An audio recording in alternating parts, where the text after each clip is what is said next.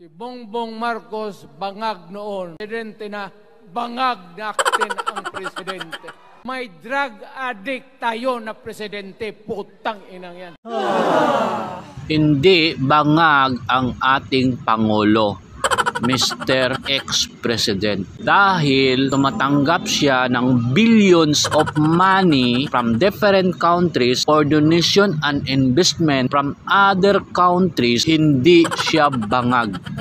Siya ay pinaka-wise na president na nakilala natin. Tahimik lang, very silent, very quiet, pero may binabalak, ayaw bumaba. Kaya nag-create ng PI. Alam nyo ba yung People's Initiative, kung anong ibig sabihin nun? Papalitan ang ating konstitusyon at gagawing infinite in power. Alam nyo ba yung ibig sabihin ng infinite in power? Bababa sila kung kailan nila bababa.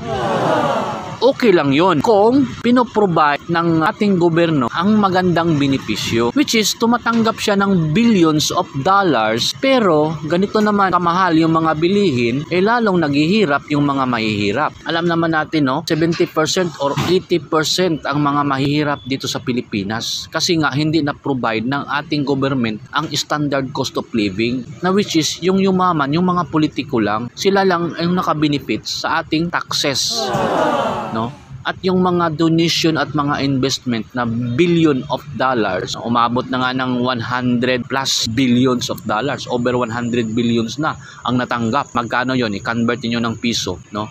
Instead may makita na tayo pagbabago. Siyempre, yung bill ni Duterte na ang sobrang dami, hihigitan pa yun dahil sa sobrang laki ng mga investment at mga donasyon galing sa ibang bansa. Pero hanggang ngayon, magtatatlong taon na, wala pa rin tayong nakikitang improvement at nagmamahalan pa lahat ng ating mga bilihin. Paano na yung mga Pilipino at ayaw nilang bumaba?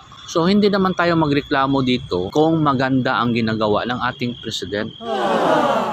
Biro mo, infinite power. Alam nyo ba yung ibig sabihin ng infinite power? Bumaba sila kung kailan nila bababa. Ayaw nila magpapalit ng pwesto. Kasi nga, napakaganda eh. Biro mo, nanonood ng concert, pa-chopper-chopper pa. Saan ka pa habang nagugutom yung mga Pilipino? Tapos sila nagsasaya lang, nag-i-enjoy lang sila habang nagugutom yung mga Pilipino. Bongbong Marcos covered his ears and face as Chris Martin, the frontman of the British band Coldplay, commented on the heavy traffic in Metro Manila. We've seen some traffic, but I think you have the #1 in the world. The president and his family watched the concert at the Philippine Arena on Friday and used the presidential chopper to fly in and out of the venue. So hindi siya bangag. Tingnan natin, nagpaliwanag pa nga eh.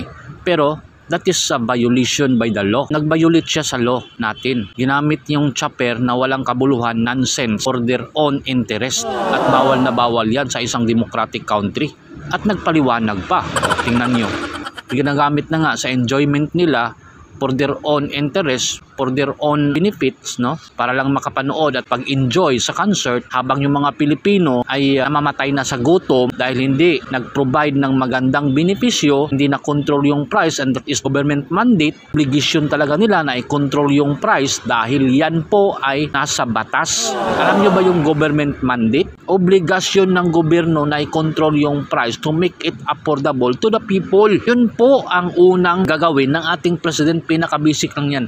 Pinaka-common lang yan, no, sa isang president. Kahit nakatanggap ng pera o wala, i-decrease yung price to prevent hunger to our people. Ganun ang trabaho ng isang president.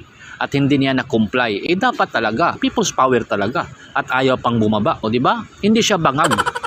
Sabi ni Duterte, mag-people's power, handa tayo. Kasi we choose a democratic country para merong tayong karapatan magreklamo dahil pinili natin ang mga public servant para magserbisyo ng maayos sa mga tao, sa bayan at sa country. Ganon ang ibig sabihin ng public servant. At ganon ang ibig sabihin ng isang democratic country. Meron tayong karapatan dahil pinili natin yun. Hindi tayo communist country. Malala pa sa communist ang ginawa nitong BBM na to. Hindi siya bangag, siya siyang wais na president. Yun ang totoo.